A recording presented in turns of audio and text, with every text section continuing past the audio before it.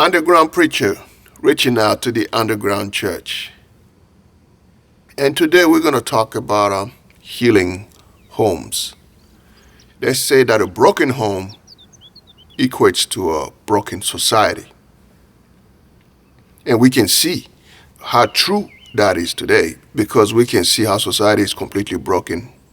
Fathers are missing and single mothers raising the children. And you look at the children, they grow up and they don't respect authority, and we wonder why, because the authority figure that is the father was missing in their lives.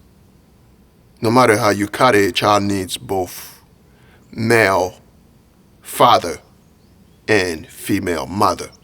And they need a marriage home.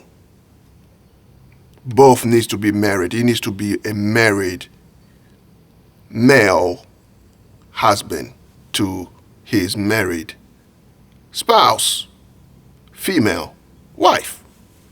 No matter how you cut it, you cannot break the structure that God has set for us and expect healing and health out of it. It doesn't work like that. The example God gave us is in Colossians chapter 3, verses 18 to 21.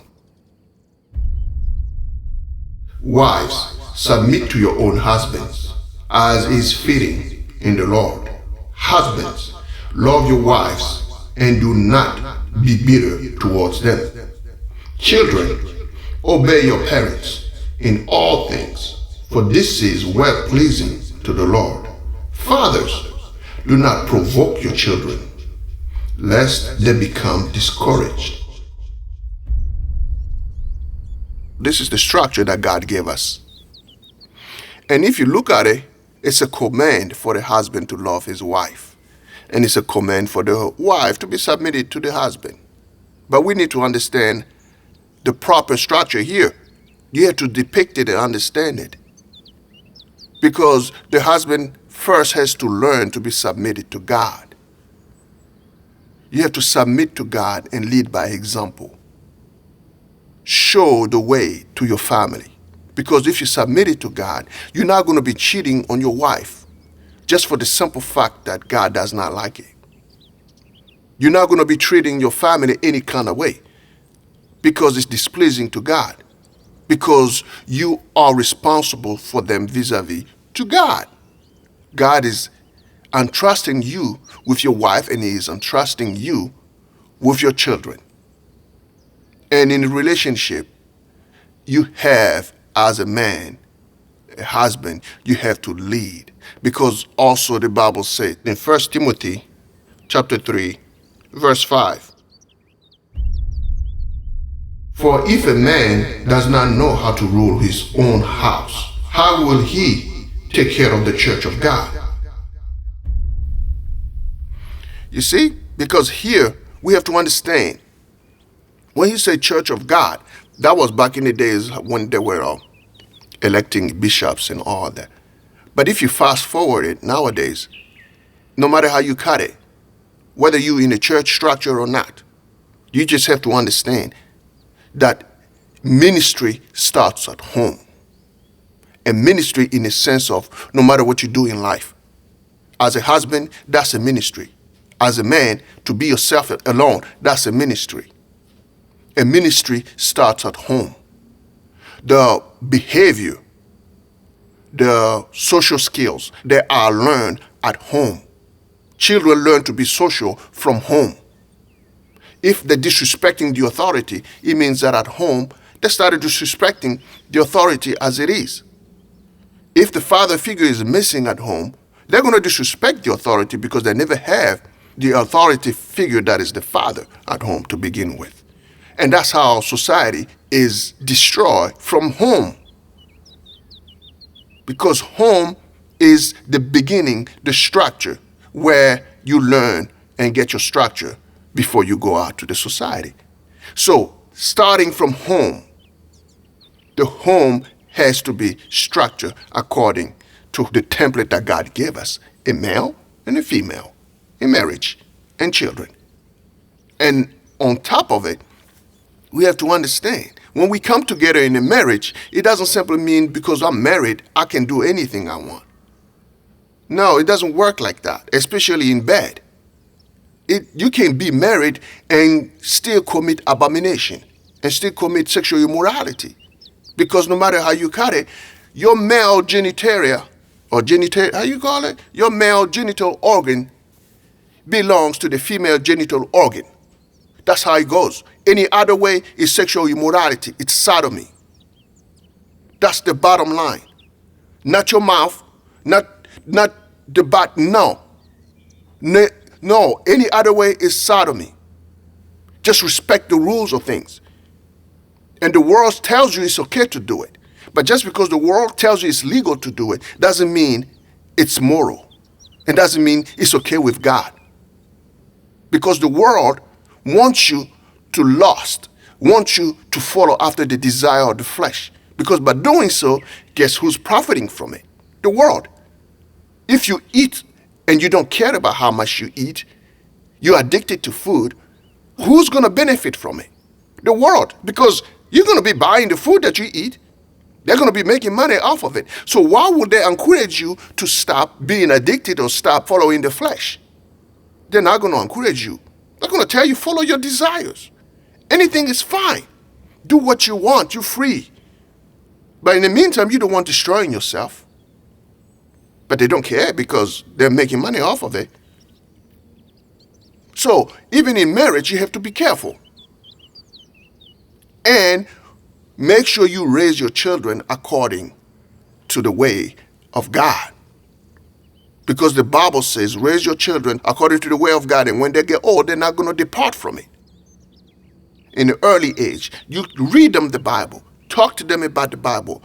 Just like in the book of Leviticus and Deuteronomy, it tells you what? Talk about the Bible. Talk about God. When you sit down and talk to your children, write the scriptures all over your house. Write it in your heart.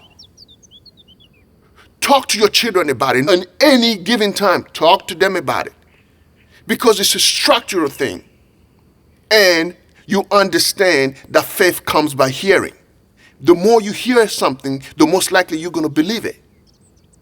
And people in the world, they understood it. That's why they're programming us through TV, through the radios and all that, because what you hear, what you see, you're most likely going to believe it. If they repeat it over and over, you're going to believe it. That's why you need to turn your TV off. Because it's a program, it's programming you. In the subliminal level, in the unconscious level, you don't even know how deep this programming is going. So you got to constantly repeat it to your children. And as you do it, you're repeating it to yourself. At some point, I had to repeat some scriptures to myself. So it was sinking in.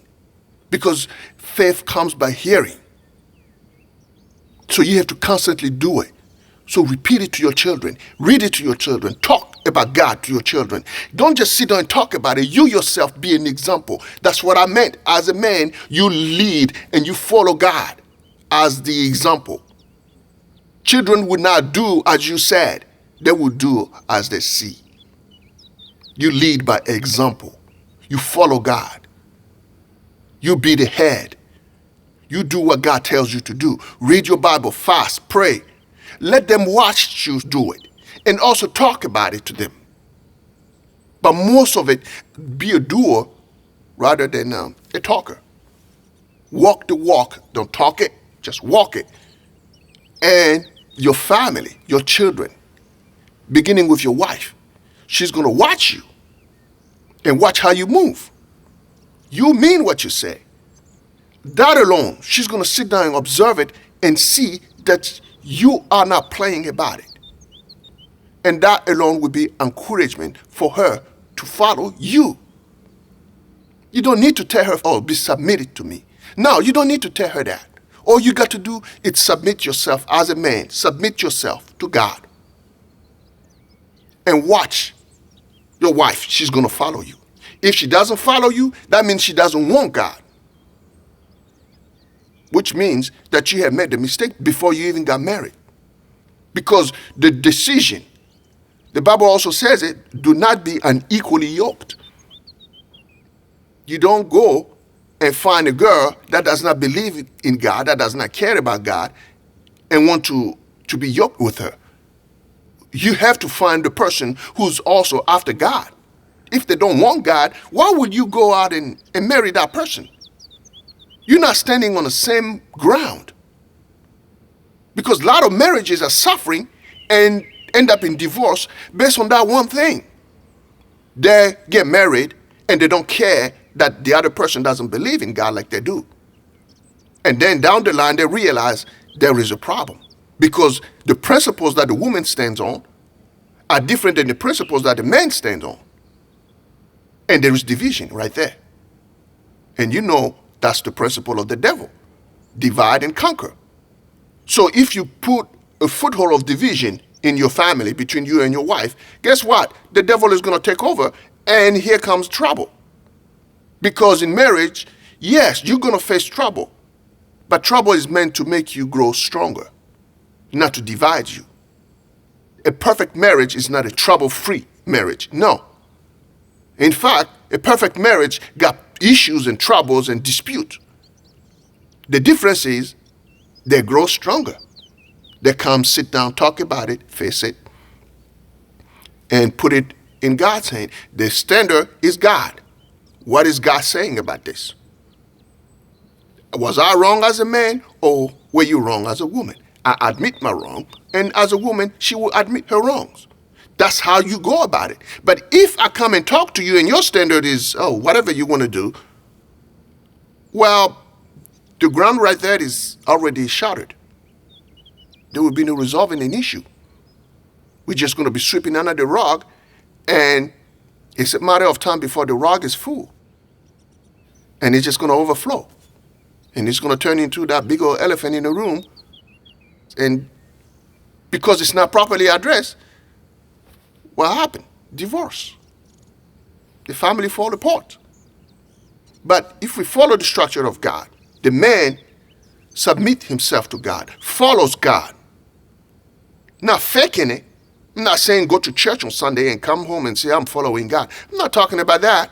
I'm talking about following God, reading your Bible, fasting, loving properly your children, not loving them according to the way you were raised and loved. No, according to the way God is telling you to love. Agape love. Care. Don't sit down and tell me, no, I love my children and I do this. You go to, no. Do you understand how you should care for your children? You think you're supposed to only go to work and make money and provide a roof over your head and put food in their belly and that's it. No. As a parent, as a father, you have to understand the child needs to be fed physically, spiritually, and emotionally. If you miss on any of this ground, you're missing. You have fumbled. The child is going to grow up broken if you don't take care of them emotionally. If you don't make it a safe ground for the child to come and cry, starting with your wife. Let us not even talk about the child yet. The wife. Because first you get married to the wife as a man. And you have to learn as a man that from that point on, I do not exist. It's we, us, me and my wife. Your all life, let it go. That's the first sacrifice you have to understand. If you're not ready to do that, you have no business getting married. Then as you get married, you let it go, you sacrifice. That's the first step to show that you really care for the wife. You sacrifice that all life, you let it go. Now it's us. It's not about me anymore. Then you show her love, agape love, you care. You have to understand that in her past, something has happened, the trauma, and everything that is going on. In life, you grow up in the world is jacked up, it's a twisted world. So what makes you think you're going to grow up in a twisted world and be okay and be fine and be perfect? It's impossible. So she was broken. She's broken. You're not married to a perfect woman. You're married to a broken woman. And as a man, you have to make it a safe place for her to come and show you and be vulnerable, cry. You have to be the first therapist that she comes across. Allow her to express herself. Allow her to dig in that trauma, that past. Dig it out. And together you pray, forgive, and let go, and ask God to heal. That's the first steps. And together you grow in God. Because if you're not growing together, you are growing apart. And I repeat it again. If you don't grow together in a marriage, you are growing apart. And growing together means you are standing together before God. From the moment one of you refuses to grow, the division begins. You are growing apart. And you have to understand, we are not just physical. Providing food, shelter, and clothes and all that to your family is not enough. You have to provide that spiritual food. You have to provide that emotional food. Allow them to cry. You have to allow yourself to be emotional. They tell you, oh, men don't cry. No. Men cry, boys don't. It's okay to be emotional. God himself gets emotional. It's okay. Purge those feelings out. Let it out. It's okay to let your children see you cry. Because when you do that, you allow them to see that it's okay to be human. It's okay to let it out. It's okay to express yourself emotionally. It is important. You have to provide on those three levels. If you miss spiritually, guess what? The ground, that solid ground that they should stand on and grow. When temptation, when the trouble comes, when the storm comes, they're not going to have it. They're not going to be able to stand for anything. They're going to fall for anything and everything. Hence, you have children out there disrespecting everything, talking about, oh, let's manifest, let's do this. What is it that you're going to manifest? Go stand on the river and just manifest a fish. Go manifest a fish without a fishing pole. What kind of nonsense is this? You're not believing in the God that speaks things into existence, but you think you're a God. You can go and go manifest a fish without fishing. Let me see that. Stop that nonsense. Teach the children about the way of God. Manifestation is a twisted way of saying pray. You can manifest things into existence if you are following the God who speaks things into existence.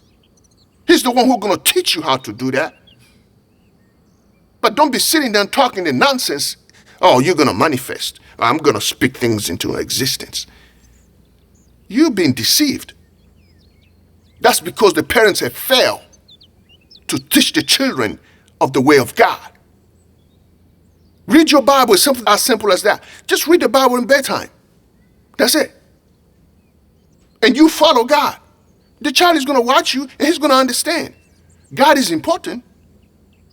And he's going to follow God. Yeah, he's going to grow up and go out and do his thing, But the main thing is that when he go out and he does that, and then the trouble comes, he's going to remember how my parents dealt with it, how God helped him through.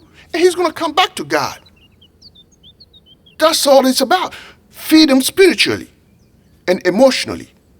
And yes, it's important also to feed him physically. But don't just stop in the physical and give him food and clothes and shelter and think you did it. No. Because you're going to do all that and your child is going to be depressing in your own house. He's going to be stressing out and you don't even know it because you are forgetting the emotional part. You don't care that your child is in pain emotionally. You don't even know about emotional pain. That's what happens. The child grows up and doesn't want to have nothing to do with the parents. The parents are going to wonder, what happened? I gave you shelter, I gave you clothes, I fed you, I took care of you, I worked hard. Yes, you did. But you only did on one end. That's only one side of it. Physical. You didn't take care of me emotionally. You didn't take care of me spiritually. I'm in trouble now. I don't even know where is my left, where is my right. because you failed to teach me that. But you want me to be grateful for what? For the food? You see, you fumble on one end and you're just unbalanced. You need to be providing on those three levels to be balanced. It's not just about the physical thing that you see. And it's your responsibility as a man, as a provider, to provide a safe place for your wife first, and then for your children, for them to come in, talk to you, cry, be emotional. Give them that freedom. Share your past with them, your testimony. Don't hide your past. If you have a troubled past, you were homeless, that you were chased by lynch mobs, and whatever it is your past, wherever you come from, the ghetto, and now you in the suburban area, or you grew up broke and now you rich, share your testimony with your children. Because that's what's going to help them get through life when life becomes hard. Because they're going to remember, my dad told me he went through this, but God saved him. God came and got him through. And by that example, by your testimony, you help them navigate the world. Because I grew up in a family where they hide their past. They're ashamed of it. Even if you committed a suicide attempt in your past, share it with your children. Because you don't know what's going on in their heads. You don't know if they're going through suicidal thoughts right now. But share it with them so they can know, oh, my mom or my dad went through something like this. I mean, attempted suicide. Because when they're committed, they're gone, But yeah, share it with your children. Because they want to see how you overcame it. That's what's going to help them overcome it. But when you hide it from them, you're not helping them. You're not protecting them. You're crippling them. Care. If something bad happened to you, you were raised a certain way that you didn't like. Out of care. Don't want that for your children. Don't just be quiet and take it and expect your kids to go through the same thing. No. At least want better for them. Use what you went through negatively as an example to start for something better for them. Love. Love is not about something you say. Love hurts. Love is sacrifice. If there is no pain in love, it's not love. If there's no sacrifice in love, it's not love. Don't just have a child and think all you got to do is just sit down and let the child be and provide food and try to be free from the child. When he hits 18, you kick him out. That's not love. You don't care for that child. You really didn't want the child. That's the bottom line. Because if you really want the child, you're going to want better for him. You yourself going to change for the sake of that child. And if you really want better for him, you yourself going to seek God. Because you changing will encourage the child to change. And it's the same thing in marriage. If you want your spouse to change, go look at yourself in the mirror and change. And one day your spouse is going to sit there and look at you and be like, something changed about you.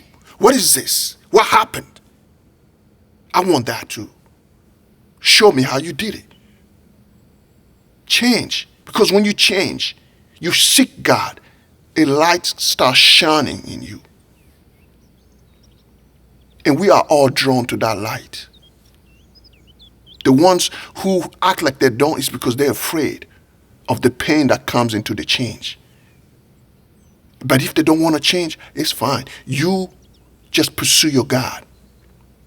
Because sometimes, if your partner, your spouse don't want to grow, just understand. Let them go. Because it's going to hinder you. You want the light, but they're comfortable in the darkness. So let them go. Just let them go. Something healing ain't going to come if you don't leave. And sometimes that's what it takes for healing. leave. You're not equally yoked. So let it go and trust God for better, because God is going to provide you better. So that's what I had to share today on homes, healing homes, because you have to understand the structure of it, comprehend it. And when you start walking according to God's purpose, healing begins. It's not going to be easy, but it's going to be worth it.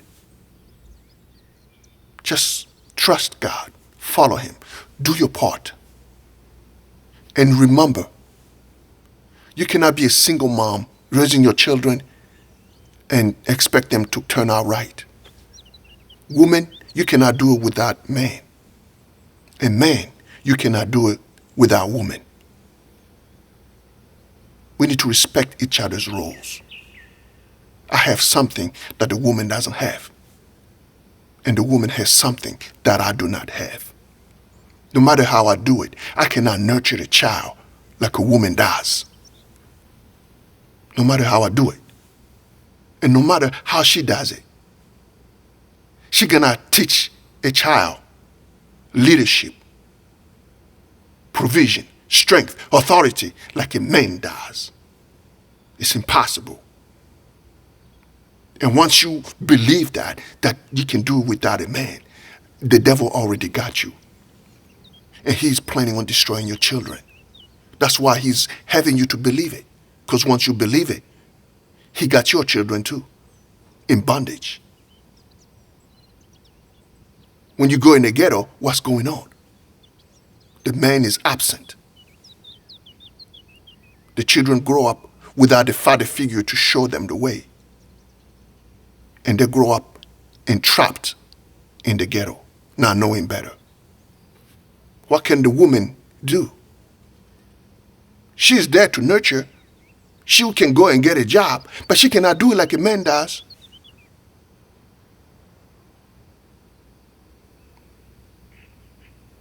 And that child grow up in the same pattern, end up being locked up. Because he doesn't know better. He missed the authority in his life. And that's how society is broken from homes. Let's focus on our homes, starting with us. Face yourself in the mirror, change. That's how your home starts healing. And understand the structure of a home. You need a man as a woman. And you need a woman as a man. And you need to be fed spiritually, emotionally, and physically. But none of that will work if you don't follow God. So, follow God, develop a relationship with God. And your home is going to heal. And when your home heals, it's a snowball effect. You go to God, you get healed. Then your home gets healed. And then society gets healed. You see? That's why start with you. You want to change the world? Change yourself. I mean, go to God to be changed. That's what I mean. And that's what I had to share today. And I hope the message wasn't confusing. An underground preacher to the underground church. And I'm out.